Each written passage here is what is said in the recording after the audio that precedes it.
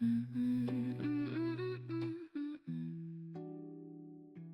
morning, Instagram fam. I hope everybody is all good. I hope everyone's having a wonderful weekend and enjoying this marvelous Sunday where we did have some sunshine a moment ago, but now it's gone behind the clouds. But we move and we are grateful and we are thankful for all that we have. I wanted to do a segment. These are Sunday stretches and Bible verses or Bible reading. I basically just wanted to start the day off on a Sunday with some nice stretches, get our body functioning and working, but also I'm trying to get through my Bible. So I want you guys to help me to get through it. I hope my microphone is on now because it wasn't on. This is the Bible that I was reading. This is the New International Version. This was Donovan's, and it's wonderful. I love a tangible. I love a physical book. But I had to move over to an app in my phone instead. This is the Bible app. I think it's literally just called Bible. It has new verses every single day. It can get you ready for the day, push you in a positive direction, just remind you that the Lord is there for you. Always, always, always, always. That was the New International Version. I'm now reading the Good News version because I really do prefer that. And I've just realized that this is actually in the New International Version. So let me just very quickly try to find. Why are there so many translations of the Bible? I'm going to go with the US version, but Good News US version. This is the one that we're reading. Oh, the sun's coming out.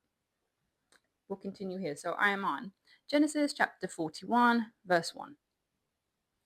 So far, just to get you up to speed, there was a baker and there was a wine steward, and they were thrown in prison with Joseph. And Joseph interpreted their dreams for them and said, one of you is going to die, one of you is going to live. And basically that was fulfilled. So Joseph is still in prison, I believe. Let's carry on. Let's read. Joseph interprets the king's dreams. After 2 years had passed, the king of Egypt dreamed that he was standing by the Nile River, when 7 cows, fat and sleek, came up out of the river and began to feed on the grass. Then 7 other cows came up, and they were thin and bony. They came and stood by the other cows on the riverbank, and the thin cows ate up the fat cows. Then the king woke up. He fell asleep again and had another dream. 7 heads of grain, full and ripe, were growing on one stalk. Then 7 other heads of grain sprouted, thin and scorched by the desert wind. And the thin heads of grain swallowed the full ones. The king woke up and realized that he had been dreaming. In the morning he was worried, so he sent for all the magicians and wise men of Egypt. He told them his dreams, but no one could explain them to him. I'm gonna start stretching now because I feel like my legs are dying. Then the wine steward said to the king, I must confess today that I have done wrong. You were angry with the chief baker and me, and you put us in prison in the house of the captain of the guard. One night each of us had a dream, and the dreams had different meanings. A young Hebrew was there with us, a slave of the captain of the guard. We told him our dreams, and he interpreted them for us. Things turned out just as he said. You restored me to my position, but you executed the baker. The king sent for Joseph, and he was immediately brought from the prison. After he had shaved and changed his clothes, he came into the king's presence. The king said to him, I have had a dream, and no one can explain it. I have been told that you can interpret dreams. Joseph answered, I cannot, your majesty, but God will give a favorable interpretation. The king said, I dreamed that I was standing in the bank of the Nile when 7 fat cows, fat and sleek, came up out of the river and began feeding on the grass. Then 7 other cows came up, which were thin and bony. They were the poorest cows I have ever seen anywhere in Egypt.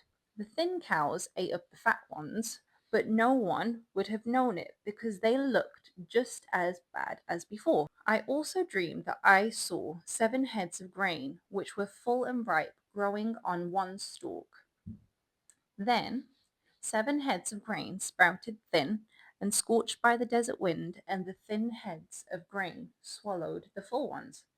I told the dreams to the magicians, but none of them could explain them. From what I know, I kind of know what's going to happen. I think everybody else because I feel like Joseph's story is one that is quite a well-known one. When I was in year 6, when I was 10, 11 years old, our leavers assembly for primary school, when we were leaving, it was Joseph and the Technicolor Dreamcoat, and that was 19 years ago. I wanted to be I was in the choir. Sorry, this is completely off topic because this has nothing to do with the Bible. I was part of the choir. I wanted to be like one of the main people, but in a way, I'm kind of glad I wasn't. I think the majority of people who are in the story, in this particular story of the Bible, they're not very nice people. Like Joseph's brothers, like they weren't very nice to him, were they? Selling him to slavery. This is actually fun. It's like you guys are actually here with me. Right, let's carry on reading. Joseph said to the king, "The two dreams mean the same thing. God has told you what he is going to do. The 7 fat cows are 7 years, and the 7 full heads of grain are also 7 years. The 7 thin cows, which come up later, and the 7 thin heads of grain scorched by the desert wind are 7 years of famine. It is just as I told you. God has shown you what he is going to do. There will be 7 years of great plenty in all the land of Egypt. After that, there will be 7 years of famine, and all the good years will be forgotten, because the famine will ruin the country. The time of plenty will be entirely forgotten, because the famine which follows will be so terrible. The repetition of your dreams means that the matter is fixed by God and that he will make it happen in the near future. Now you should choose some man with wisdom and insight and put him in charge of the country. You must also appoint other officials and take 1/5 of the crops during the 7 years of plenty. Order them to collect all the food during the good years that are coming and give them. Mommy's record. It's okay. Come on, let's read. I'm gonna sit over here. Where were we? Have you pooped? This is what happens. Order them to collect all the food during the good years that are coming and give them authority to store up grain in the cities and guard it. The food will be a reserve supply for the country during the 7 years of famine, which are going to come on Egypt. In this way, the people will not starve. I'm going to stop there, and that is Genesis chapter 41, verse 37. Should I change your diaper first?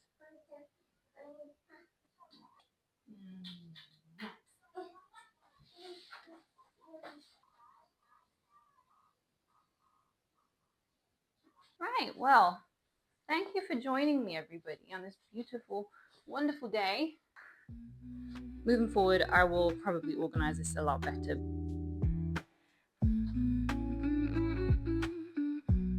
I think next week I'll show you exactly what your stretches are doing to your body, which parts of the body it's actually working as well.